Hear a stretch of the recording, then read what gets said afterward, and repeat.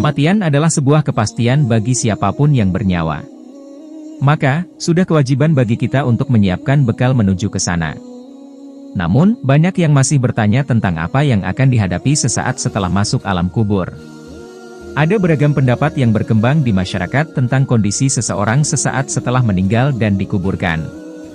Berbagai mitos muncul yang sebenarnya berbeda dengan penjelasan Islam. Para ulama menjelaskan kondisi seseorang setelah kematian dan usai dikuburkan.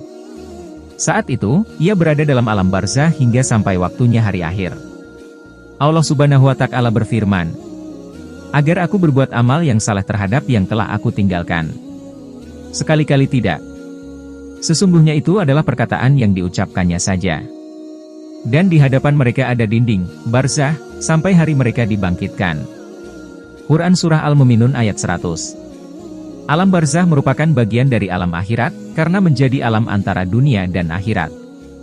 Dinamakan barzah karena itu merupakan pembatas atau jalan yang memisahkan dua tempat. Ada 5 perkara yang akan dihadapi seseorang, 5 menit setelah kematian.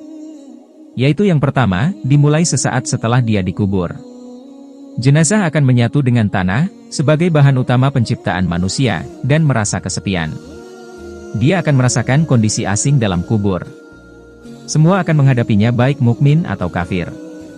Kemudian yang kedua dan ketiga, orang itu juga akan menghadapi fitnah kubur dan pertanyaan 2 malaikat yang tidak akan luput dirasakan siapapun dari umat manusia atau umat nabi manapun. Hal ini akan dimulai sejak langkah para kerabat menjauh dari kubur. Bahkan orang yang meninggal akan mendengarkan gesekan sandal para kerabatnya. 2 malaikat akan bertanya tentang Tuhan Anda, tentang agama Anda, tentang nabi Anda. Kemudian yang keempat dan kelima orang akan menghadapi siksa dan nikmat kubur. Nikmat dan keselamatan di alam kubur bagi yang mampu menjawab pertanyaan 2 malaikat dengan baik, sementara siksa kubur akan ditimpakan bagi mereka yang tidak mampu menjawabnya. Semua kondisi ini sebenarnya sudah diberi peringatan oleh Allah Subhanahu wa Ta'ala dan Rasul-Nya agar bisa menghindar dari siksaan hari akhir.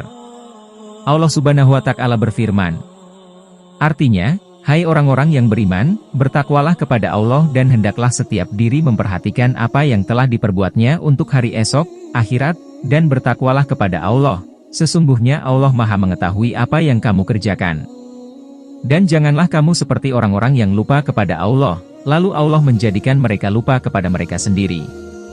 Mereka itulah orang-orang yang fasik. Tidaklah sama penghuni-penghuni neraka dengan penghuni-penghuni jannah. Penghuni-penghuni jannah itulah orang-orang yang beruntung. Quran Surah Al-Hasyr ayat 18-20.